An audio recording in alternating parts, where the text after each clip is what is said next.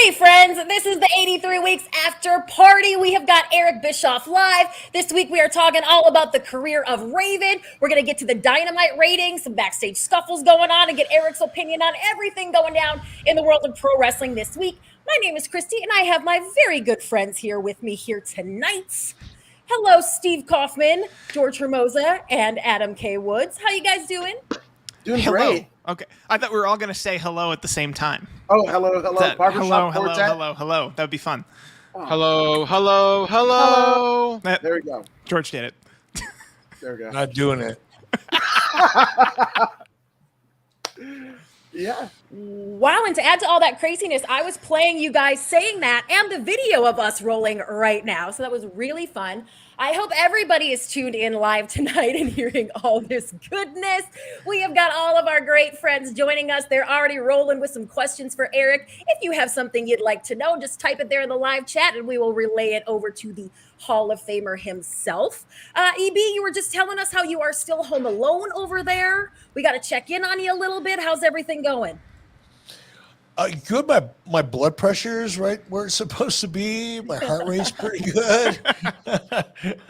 Nothing hurts. I think I'm gonna make it. That's the most you can hope for sometimes. Mrs. B is down in Tampa. She is hanging with Garrett and Mary Jane and our grandson Waylon, and I'm grateful that she's able to be there. So yeah, it's just me and the dog here for the next 10 days. It's different, but I'm good with it, man. I'm good. I love to hear that. Well, we're happy that you have joined us here tonight after this great episode of 83 Weeks, all about one Raven. You know, I think a lot of people maybe were surprised to see that you would spend an hour talking about Raven. And even when you started the conversation with Conrad, we learned that you didn't think a whole lot of him at first. Now that you had a chance to sit down, look back at Raven's career, get some feedback from the fans, how are you feeling about this week's episode? Well, I just want to be clear, and I think I made it clear on the podcast. I always liked Scotty Levy. I had respect for Scotty. I thought highly of him, thought well of him. I enjoyed being around him. I didn't necessarily like his idea of a character. And I tried to make that clear in a podcast that because I don't like someone's character, or more importantly, I don't think or believe, based on my perspective, that a certain character is viable, doesn't mean I don't like the person. So I want to distinguish that right off the bat. Okay. Well, we've got a question that lends to that exactly. Between Raven and Scott Levy, Josh wants to know, tonight I asked Eric who would win a steel cage match between Scott Levy and an actual Raven, not Raven, the character. Let's weigh in on this one. What do you think, Eric? You mean like the fucking bird? Yes, the fucking bird. Scotty Levy would go out in just a big burlap bag. Just like, not even burlap, because burlap's, no. It'd have to be like a canvas bag. Like you put a tent in. He'd be in a body bag. Ravens are fucking mean. And they're smart as shit. Like, they play chess and do calculus. They're fucking brilliant. They remember have memories. Like, they can actually communicate to their offspring their memory of certain places, people, and things. They're fucking fascinating. That's why the Vikings, worshiped them and all that kind of shit, because they were badass motherfuckers. Everybody thinks like of Eagles. Ravens are smart as fuck. So, highly trainable. How come we never brought in a real Raven for Raven to work with then? Sounds like that. Just because they're smart doesn't mean they're personable. Touche. Also, WCW doesn't have a great track record training birds for in-ring. I knew that would come up. I had to be the one. Good for you. Bingo. The fucking message fell off the fucking buzzard's leg. What now? What? Good catch. Good. Yeah, it's good. I still defend that segment because as a fan, I didn't even know better. But did you, whenever Scott Levy would go on one of his rants, would you guys all just be like, "Ugh, that's so Raven"? Something tells me that Eric's knowledge of Disney Channel shows is probably not robust enough to get that joke. I got that immediately. I got that immediately. I stand corrected. I never thought you'd go there, Jorge. I never thought you'd dig that fucking deep for a pop. Wow. But good on you. Good on you. As long as it pops one person, that's all that matters. So if we're There you developing, go. if we're developing a podcast That's with one person in the crowd that's going home happy. That's one person in the crowd that's going to buy my T-shirt. There you go. if we're developing a podcast with Raven, that's not a good title. Is that a bad title? Pretty sure that one's trademarked. All right, guys. Well, we're having tons of fun, but let's take a moment to honor and remember Antonio Inoki, who Eric co-promoted, shall we say? Eric, you can correct me there if that's not how you would put it. I don't care. Korea I was there. many moons ago. You were. And we lost Antonio just this week, and he had a very touching and strong last message, even from his literal deathbed. I don't know if you saw that, but what came across to me is just what an impactful person he is. What were your thoughts this week as we see Antonio Inoki pass on?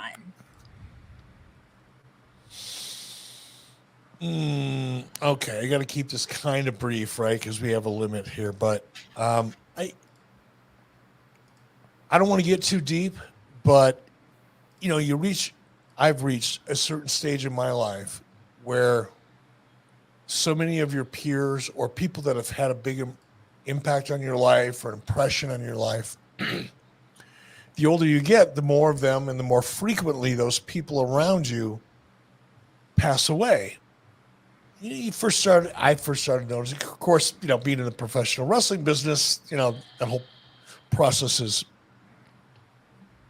expedited, unfortunately, but still, it's always hard when someone that I worked with, that I enjoyed being around or respected or got very close to it at any level, even if it's someone you just knew casually and you read about them passing away, it bothers me. It bothers me is not the right word. It makes me think, makes me remember to be grateful. Got it tattooed on my wrist. Oh, can't see it. Oh, there you go. It reminds me to be grateful of those moments that you did have, or I did have, like, the experiences I had with Antonio Inoki. And not only directly one-on-one, but the things that relationship led to. And when you really think about that, or when I think about that in that perspective, it makes me grateful, but it makes me sad. Mm-hmm. And I got 76 when Enoki fought Muhammad Ali. Who would have known? I was like 3 years out of high school that at some point I'd be in business with both of them. Wow. It's a weird thing. Time is such a head trip. And that's what I thought a lot. I just reflected, man, and in a very grateful way. Not in a sad way, but in a grateful way. Wow. Well, thank you for sharing that with us. And By the way, to this before day, we go on, and Christy, you're so good, and I apologize for interrupting you. Also want to shout out to, and I just read this right before I came out with you guys, young lady by the name of Sarah Lee. Yes. That passed away. Just broke my heart. Mm-hmm. And I don't know her, never met her, but it just broke my heart. So my thoughts go out to her and her family. Yes, and there is a GoFundMe page as well. Many wrestling fans out there are probably familiar with her husband, Wesley Blake, a former NXT Tag Team Champion. They have 3 children as well, and I know they're looking to reach a goal of 20 grand. They're almost there now, but if you Google I'm checking in. I'll be checking into that one. Yes. Yes. As we well should. All right, well, let's move on to some questions from our live viewers here tonight. We've got some good ones going. Let's start with this one from Mr. Whisper. Say that 5 times fast. And thank you so much for the super chat, Mr. Whisper. He says, Raven has spoken in the past about sitting next to you at a bar with you, pitching ideas about reinventing his character. However, he said you didn't like his ideas and he didn't like yours. Do you remember any of these ideas that you had or those conversations? No, but the fact that we were sitting at a bar kind of sets the tone. So it's unlikely I would have remembered. You know what's really cool is, in the podcast this past week, Conrad, who's like, he's the diplomat of all diplomats. Like if I ever, got struck by lightning and woke up and I was a president of the United States, I would make Conrad my ambassador to the world because he could just figure out ways to get everybody to work together. Oh. Fucking amazing. And Conrad said to me, he goes, I know, you guys have had heat over the years, blah, blah. He goes, I'd really like to get you two together and just talk it out. And Conrad said, Eric, would you do that? I said, Conrad, of course I'd do that. So this morning I woke up and now I'm scheduled to do a one-on-one show with Raven on ad-free shows at adfreeshows.com next week. Hell yeah. Cool.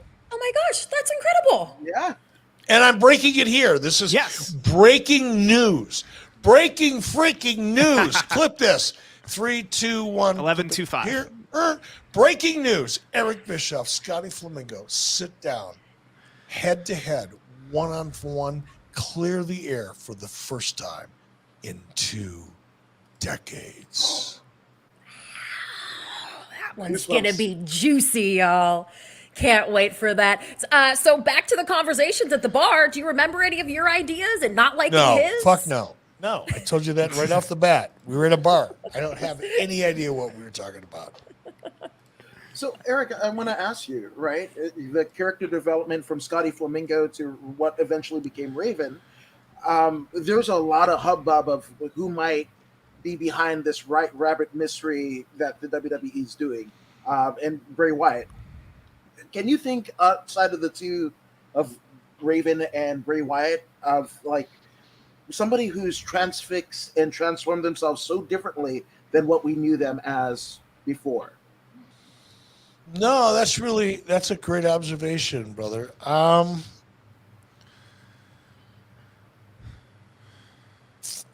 Maybe if I think about it overnight, I can come up with a couple close parallels, but I don't think so.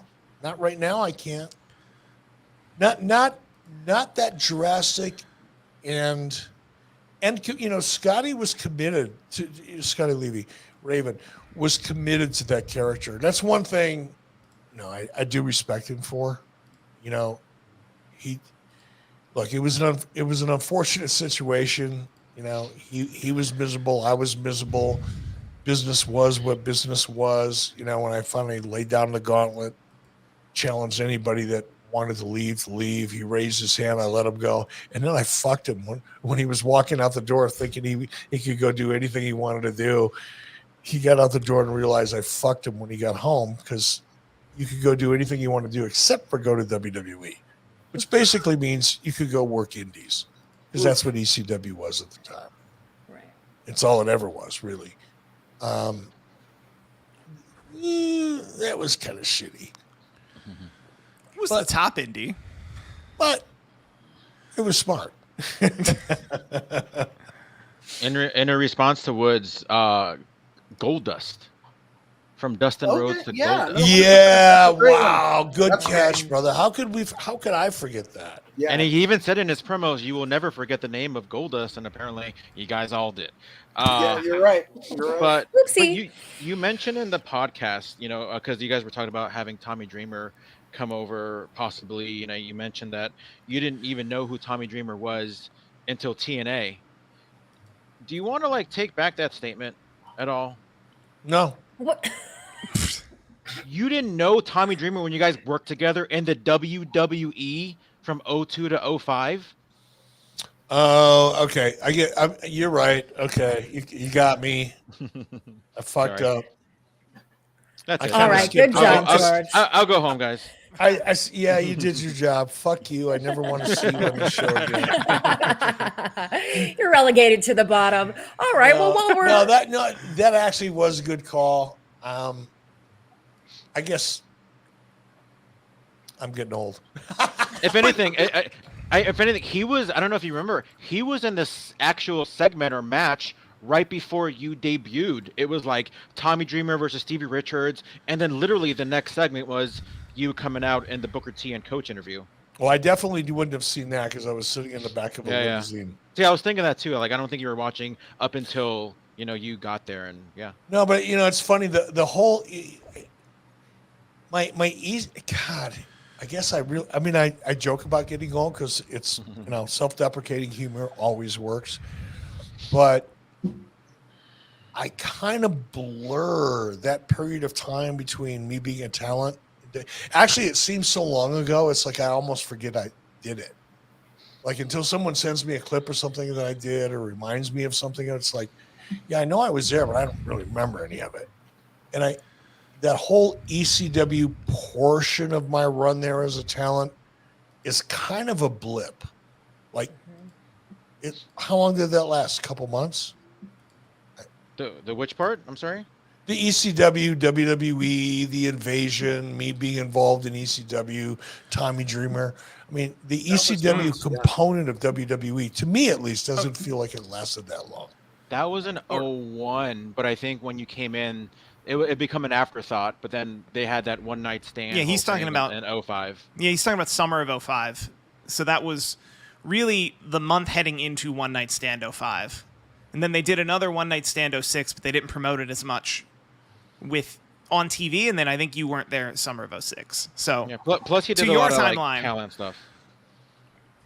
Yeah, I don't appreciate remember that you guys can remember better I don't than remember Eric. I don't remember my one night stands as well as everybody else seems to. So. we really Not that I've ever had. Although to pigeonhole you into 2005 questions, I believe that's next week's topic, but there's been a question in our chat for the last couple weeks that you had mentioned previously that there was one time you left a pay-per-view early and they were expecting you on that pay-per-view and you never did it again. And someone specifically wanted to know if you could remember Royal Rumble 2005, where Vince McMahon blew out both his quads. Oh, yeah. I remember. I was there. I stood right outside of Gorilla and watched him wheel Vince out. And he was fucking pissed.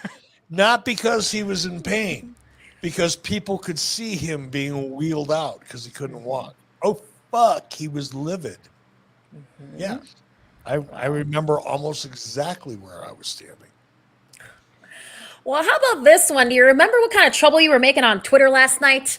Our good friend Mick Mac says he loves how you were getting buried on Twitter last night. Some guy called him a tool. He says, so I got hammered and nailed his girlfriend. Guess he was right. So Mick Mac was out there stuck for you last night, Eric. What kind of trouble were you causing on the social media? I was watching the show because, I got the TV to myself. My dog doesn't give a shit what I watch. My wife, however, does. So, I thought, I'm going to sit down and watch it. And I like to make notes. Sometimes it's like mental notes or sometimes I write them down. But I thought, I'll just note the show as I go on social media. And I had nothing but great intentions. I put it over. Steven Regal, he's gold on commentary. It's my first impression. I just kind of gave everybody my impressions on Twitter as I was feeling them. I wasn't trying to overthink things or make a point. It was just like, I'm giving you my visceral responses to what I'm seeing as I'm seeing it in real time. I thought that might be interesting. And it was fun for a minute or two, but I got bored about halfway through. I just just can't do it. And I didn't, it's really funny. All you fucking, people that want to somehow prove me wrong or come up with a headline that you can, contradict. Go back and watch my tweet. Go to Bischoff on Twitter, @Bischoff, Look at my tweets from last night about 6:33, if I remember correctly. I pointed out that there was a decent crowd. It wasn't a huge crowd, but a decent crowd, but it was dark as fuck. It looked like a Bill Watts production. Bill Watts used to believe, no, you don't like the crowd. Oh, you put the spotlight in the ring. You don't even want to see the audience. Okay, there's a guy that understands television right there. But and I'm looking at the show, like at 6:33, I tweeted, "You have a crowd, light it." That was my tweet. Guess what I tweeted at 6:36? Turn the lights down. You're watching my tweets too closely. Oh, great. I can see the crowd. They're lit the crowd. Cool. Now, I'm not suggesting that somebody's not watching my tweets, but I don't know. I don't believe in coincidence. You Well, gave an input, and they reacted to that input. As far as you're aware, or it's just a coincidence. Who knows? But it's fun to think about, isn't it? Oh yeah. Well, So you speaking of picked a which, great night to tune in, Eric, because it was their big 3-year anniversary show. And as much as Tony likes to look back at WCW and make comparisons between AEW and WCW, I thought it might be fun for you to do that. So now that they're 3 years in the can, it's like 160 episodes. This is going to be negative because this is where I've lost all respect for Tony Khan. First of all, I can't take the clown seriously. He is a clown. And he has a $100 million clown car. Good for him and all the other clowns that are in it because they're getting paid. Happy for you. This is a guy that came out and said his goal is to win Dave Meltzer's dirt sheet Booker 3 years in a row. Anybody out there got any respect for that guy? Well, I mean, I don't. the receipt was like, Jonathan Grisham talking about his ranking in PWI 500 as a way why he should be pushed better in AEW. So I think, the two things complement each other or not. It's fucking delusional. It's childish, juvenile, delusional, whatever. But hey, I'm kind of done. I realized last night there's nothing I can say that's going to add any value to anything. You had him turning on the lights last night, Eric. Turn on the lights. But honestly, I'm just going to sit back and keep my mouth shut. And if AEW is successful, I'll be the first one to come on in a year or 2 or 10 or 40 and go, well, I guess I was wrong. But I cannot take it seriously anymore. I can't really even comment on it anymore. I can't take it seriously enough to laugh at it anymore. But that doesn't mean that they're not a great product and there's not a reason for them to be on TV. And I'm sure, there's at least 1 million fans every week that like it. So God bless everybody that benefits in any way, shape, or form. I just can't take it seriously anymore. just to clarify, I want to be the dirt sheet Booker of the year 3 years in a row. That's my goal. Meanwhile, it's like fucking Custer's Last Stand in your goddamn locker room every week. People are beating the shit out of each other, throwing grenades everywhere they can, hoping they're going to get fired. Yeah. And you've been in business for 3 years and you're throwing a celebration? Damn. So talk about the new car smell wearing off. Oh, shit. So I guess we're talking about it, the Sammy Guevara Andrade deal. What is your take on it? I have no take on it. My take on it is it's either all the fucking work and people are trying to generate heat on social media and they're doing a horrible job at it, or it's real, which means it's just a shit show over there, meaning AEW, and I wouldn't want to be anywhere near it. I mean, I'm not going to say for any amount of money, because everybody's always got a price, and I'm certainly a whore. I'm not afraid to admit it. I'm proud of my whoredom, but I try to make it work for me. realistically, there's not enough money to get me interested in even a phone call because it's a shit show. And guess who's going to get splattered with it? Anybody that comes in and tries to fix it. Because it's so fucked up. Now they're digging out of a hole. And this is the part, when I first started, and I wasn't banging on Tony. I was just kind of like tapping him on the back of the head every once in a while in the beginning, saying, dude, be the underdog. You have everybody wants you to be better than WWE. Everybody's cheering for you. What's the quickest way to get someone not to like you? Brag about how fucking much money you have. I don't care who you are. I don't care if you're a movie star, if you're a politician, if you're the Pope. Don't brag about how much money you have because nobody's going to like you. It's just stupid. And add to that all the other weird things that have happened. It's like, whatever. Go forth and prosper. I'm trying hard to put it on my mind. The only reason I do get agitated is the constant, incessant comparisons to WCW that Tony Khan made while he was trying to put himself over. Just like no different than CM Punk when he came out. And the first thing he did when he got on AEW TV is bury Hulk Hogan and try to put himself over by burying other people. And it's the same thing that Tony Khan did in his own way.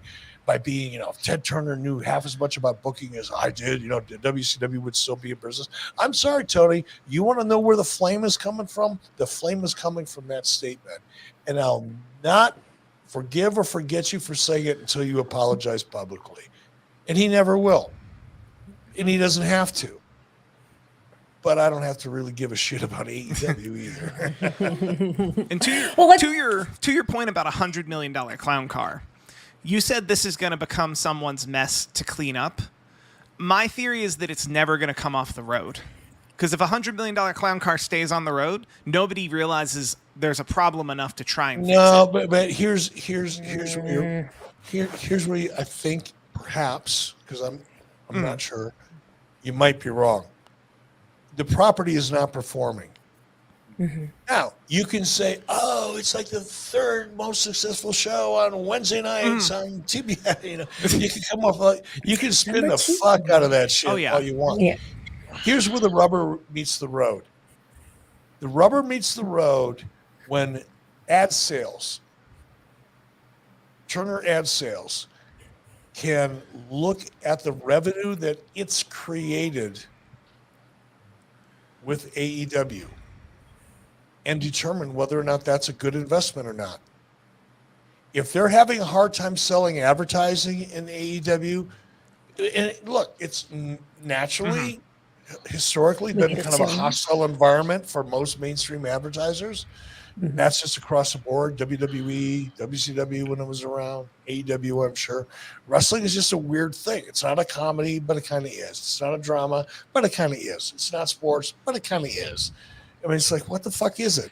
It just kind of is. Kind of is hard to sell. Yeah. And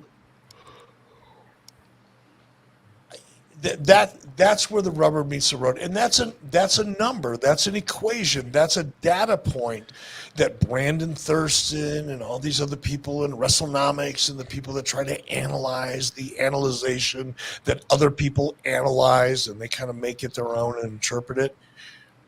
That's the information they're not getting. That's the only number that fucking matters. Mm-hmm. If Turner ad sales is making money on AEW, AEW is in good shape. If they're not, or if they think they can make more money with a different property, AEW's got a problem. And nobody knows that. What specifically about the value of Andrade? If he is planning on leaving AEW and hoping to go back to WWE, does these shenanigans backstage, do you think that devalues him to WWE? Do you think that hurts his chances of going back? I don't know. That's a judgment. I can only tell you how it would make me feel. Mm-hmm. I'd be a little concerned about that because here's the deal. When anytime anybody would come over from WWE to WCW in our first meeting, if I didn't know them already, kind of put that off to the side. But if it was like the first time I met someone that was from WWE and I'm talking about bringing them into WCW, and the first thing they do is bury, and it's happened. If the first thing they did was bury Vince McMahon or bury WWE, I'd be going like, all right, first of all, you suck it up. Second of all, you do the same thing to me. So when somebody behaves that way backstage, now I don't know what the situation was. Nobody does that I know of. But I'd be a little nervous about somebody that was prone to backstage altercations, because that's a lawsuit. That's risk. It's like at some point, that's a risk that, you have to decide whether it's worth it or not. And you typically don't want people around backstage that want to settle shit on their own. It happens occasionally and, whatever. But actually, if AEW was producing all their backstage drama, it would get a lot higher ratings than their in-ring drama. Absolutely. Well, and as you say that, it just comes to my mind that, Andrade at WWE was tranquilo, right? He was cool as a cucumber. I worked with him there for a year when he was NXT champion. Certainly not the kind of guy you would ever expect to be in a backstage altercation. In a different environment like AEW, that's what he is resorting to. I think that in itself says something. Well, we don't know that he did. I don't know. Maybe you know something I don't know. But all I've read is I read one account where there were punches thrown. I read another account within the last couple hours where there was actually no punches thrown. And Sammy turned Andrade around, and on one account Andrade threw a punch. I don't fucking know. I think it's hope that they've installed some cameras backstage there. How many weeks has it been that they've been investigating the backstage incident between CM Punk? I mean, what the fuck? This is not the Hunter Biden case, for God's sake. This isn't national security bullshit. They're still under investigation. What the fuck? Are they doing forensics? Are there body parts that need to be analyzed? Is there Doesn't DNA that mean they're evidence arguing with lawyers? What the fuck? It's been 4 weeks. I think they're stalling because they know if they levy any formal punishment against CM Punk, he'll just quit and then they'll have to buy out his contract. But that's just me. I'm not an insider. Congratulations, Tony Khan. I told you he would be the worst investment in professional wrestling history, and I was right. And when you're done apologizing to Ted Turner, you can also apologize to me for giving me shit for calling you out on that. You owe me two, Tony. Sounds like you need a celebration for you being right. But speaking of celebration, how did you celebrate the National Scissoring Day? Oh yeah, we gotta get your take on this. That was great. I mean, look, I get that kind of humor. It's like adultish. It's like 25 to 35-year-old kind of humor. Kind of cool. Scissoring, lesbian sexual act, double entendre. What? Yeah, I get it. Huh, this whole It's time, kind of cool to all the prepubescents and the recently pubescent, teenagers out there. I get it. But one of the things I pointed out in one of my first tweets is I'm into the first match, which, by the way, I had no idea why I'm watching. Who was it? It was MJF versus Wheeler Yuta. Yeah, MJF. And no idea why I'm watching it. Shit just popped up. Here we go. Boom, we're in the match. Nothing in commentary gave me any real backstory. If it was mentioned, it didn't catch my attention because I was looking for it. No setup for it. It was there. No intro for it. No attempt at all to make it a fucking big deal or make it a continuation of what happened last week. By the way, reminding some people what happened last week. God forbid you produce an episodic television show the way 99.98% of the people that produce successful episodic television shows do it, by telling the audience, not only reminding them, in case you didn't watch, or even if you did, here's why we want you to watch. Here's what we want you to watch closely tonight. That's telling the audience what you want them to pay attention to. That's how you produce a fucking television show, by the way. Right? Didn't do it. And I posted that last night, and the first, oh, I can't believe it. Well, if you would have watched last week, you're missing the fucking point, you moron. And by the way, you're not saying waste 4 minutes of television time to show us something that happened last week. Take 20 seconds, a clip, 30 seconds. It could be a lower third right before the bell. Yeah. Anything. Just give me a reason to remember and care. I fucking dare you. Oh, and why can't we grow our audience? Well, because we're making these, internet people happy and they don't think it's necessary. Cool. Keep going. Mm-hmm. Didn't I say earlier I wasn't going to talk about them anymore? What the fuck? Well, okay, well we can shift a little and talk about an aspiring pro wrestling promoter who may or may not have quite as much money as Tony, but he certainly has a name and the fame. We are talking about Freddie Prince Jr. Charlene, our good friend, hey Charlene, wants to know, has Eric talked to Freddie Prince Jr. about his wrestling script he's working on? And I believe it's even gone beyond that. Freddie says he's got some money together. He's got ideas. He made an official offer to the Bray Wyatt. So he is certainly making this thing happen. Have you spoken to him, Eric? I have not. I've never met Freddie. I've never had a conversation with Freddie. I've never exchanged texts or emails with Freddie. So in case there's any ambiguity out there, nope. And I wish him the best. It's a tough world, man. But the entertainment business is a tough business. Any form of entertainment, music, television, wrestling, movies, comic books, you name it, it's tough. But God bless him. I hope he's successful. Yeah, well, and it'll be really fun to watch him put it all together, make it happen. Whatever it is. Let's get to a couple quick super chats. The Landlord Harassment Channel wants to know, who did you think would be a top guy but didn't? Or is that not how you assess talent? No, I didn't assess talent that way. I never looked at talent and said, is this person potentially a top guy? I always looked at talent as, is this person capable of being a supporting cast member of this show? And sometimes supporting cast members become stars. But I never looked at someone and made a decision based on whether or not I thought he or she could be the number one star. Never. Also, well, Landlord Harassment. Sorry. Stars. Another super chat from Josh talking about his 7th and 8th grade stars. He says, please give McCormick Junior High School 8th grade football team in Cheyenne a shout out for becoming the two-time city champs. This team has won as both 7th and 8th McCormick graders. Junior High School. Congratulations. That is awesome. I love that. And I love that Josh is, got a Cheyenne, Wyoming football team he's happy about. Yeah, congratulations. There's only a little over guys. 600,000. There's only 600,000 people in this whole state of Wyoming, which is the size of Colorado, by the way, or give or take.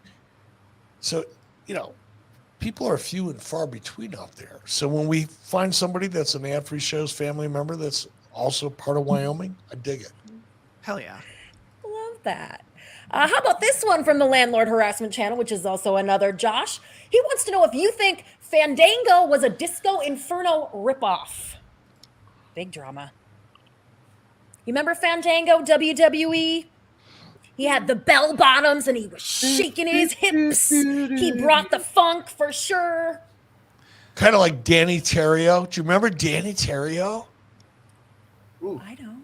This isn't me quickly Googling that. Yeah, Kaufmann's going to have to Google Danny Terrio. I know Danny Zuko. No, Yeah, that's what I Danny thought you meant. Dance That's Danny Fever. Bonaducci. And I know No. Variety series Dance Fever from 79 to 85. I know There Danny you go. Danny Trejo. Look at Danny Terrio and tell me that doesn't look like Fandango. And also Disco They're all Inferno. ripping each other off. Or Disco Inferno. They're all ripping off Danny Terrio, who is the choreographer and coach to John Travolta on Saturday Night Fever. There you go. Everybody Quick with rips it. something off from everybody. Got to Google the internet. Google the I love internet. One of my favorite T-shirts. I said Google the internet for the very first time, but I was like saying it. I wasn't like, I just said it. I wasn't trying to be funny or anything. It just came out fucked up. And Conrad busted out laughing. He laughed so hard. That's why I became a T-shirt, because Conrad, he thought it was so funny. I didn't even know what he was laughing at. It took me 20 seconds to get the joke. Aw, the early days of 83 weeks. Here's another super chat from Mr. Whisper back to Raven. He says, Raven was known to be a polarizing figure in the back. Was there anyone in particular he had a problem with, or vice versa? No, he was just a crabby, miserable bastard. He's just always depressed, you know. He was his character. I say that lovingly. But You know, if no, Scotty Levy played the Raven character, and the Raven character was a dark, miserable, depressed, borderline clinical personality. That wasn't a lot different backstage. It's not like he went from that dark character in the ring and then got backstage and was like cutting one-liners. Well, not that kind, maybe, but you know what I mean. He was just not happy. Who wants to be around people that aren't happy? I don't. Fuck. I just get as far away as I can. Well, maybe it's because he was so marginalized. Desert Eagle wants to know why. Why did WWE marginalize Raven? He says WCW used him way better. What the fuck does marginalized mean? Who was that I think bitch? Desert Eagle's trying that? to be nice. He's trying to sound diplomatic. Why didn't they give the guy a damn chance? Is what he wanted to say. So what you're saying is, Damn what about chance, Raven? like the amount of primetime television real estate he was given to get over? How about that? How many different ways did we try to get that character over? How much valuable television time was he given to get that character over? It didn't get over. So I'm throwing a flag on that one. All right, there's your answer, Desert Eagle. And something else that everybody in the pro wrestling world is talking about is this White Rabbit business. Josh says, Easy-E, Bray Wyatt, White Rabbit needs to be the one to beat the tribal chief. He's talking about Roman Reigns. Do you think he should be the Fiend or cult leader Bray if he returns? Do you have a favorite incarnation of Bray Wyatt? I do not. I didn't really get into the Bray Wyatt, even towards the end when I was there,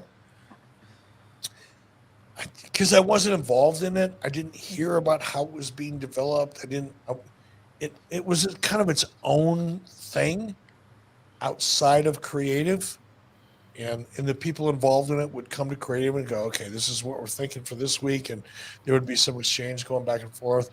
But it was a very small circle of people involved in the whole Bray Wyatt thing, and I wasn't one of them.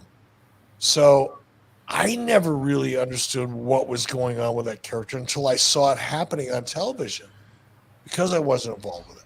So I found it to be fascinating and interesting towards the end, and especially after I left, I felt like, wow, now they're forcing it. And because of the way I think, I always think about the business side of things before I think about the creative side. It's like, wait a minute. This thing's working like crazy. They're selling all kinds of Bray Wyatt shit. Mm-hmm. Merchandise is going nuts. So now they're pushing it too hard.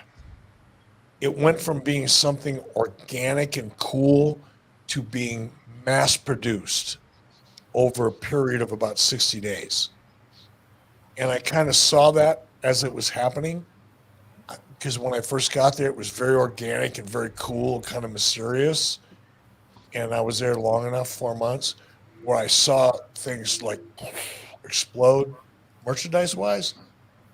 And at the same time, even though I wasn't involved with it, I watched it start to become force-fed. Mm-hmm. And once you force-feed something, it takes the it takes the authenticity out of it, and people don't feel like they're discovering it. And that's really glad I brought that up. Some of the best TV, I think, is when it's produced in a way that allows the audience, however briefly, almost subconsciously, to feel like they're discovering something. That's part of the engagement, whether that's a part of story or character or whatever. There's a lot of different ways to achieve that. But sometimes with wrestling, everything is pushed so hard and so fast because of the nature of the business that you push something that's really good too hard, too fast, and it meets an early demise because the audience gags on it. It's no longer organic and authentic. Also, quick shout out to Josh Coffey who asked that question. He is also a key holder at the KC Vault. Go to youtube.com/KC Vault. Gotta get a plug in there. Is that a strip club? It's not a strip club yet, Sounds like but one. get enough subscribers, we work for them. I'm in. Listen, he's in Forbes. He knows what he's talking about. Eric, while we're on WWE, do you know Nick Khan? Have you ever worked with him, talked to him? Did you know of him before he went to WWE?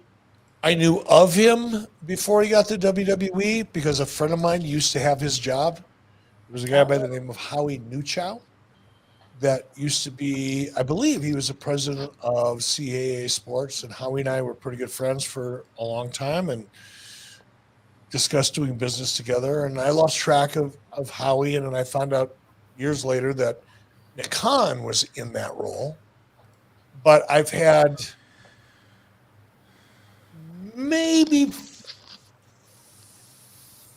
45 seconds of conversation with Nick Khan. Oh, when and where would that have been? Probably WrestleMania. Oh, Just social. yeah. Maybe longer. Maybe a couple minutes, but just all superficial social stuff. Nothing meaningful. Otherwise, I'd remember it. I don't. Well, Tony Khan's coming for him publicly too, so you two have that in common now. Oh my God. you poor guys. Let's just take this quick comment from Stan the Man 68. He said he went to an evening with Raven in Vancouver a year or so ago, and Raven spoke more about his diabetes and his need for snacks more than anything else.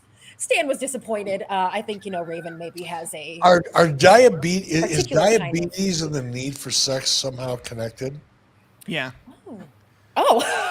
Yeah, you jumped Say, right not in that there. I know of. Yeah, because it's your blood sugar. It's your body's ability to metabolize. Like, if you're, I considered normal metabolizing of food means you could eat a meal and then not need anything and keep your blood sugar normal. But if you have diabetes, your ability to metabolize sugar changes drastically. So you have to have sex? No, you have to have sugar. You have to What the have. fuck does that have to do with sex? I Sugar heard- sex? I I'm didn't hear into the sex. whipped Okay. cream thing every once in a while. Yeah, I'll throw a cherry on top. I don't care.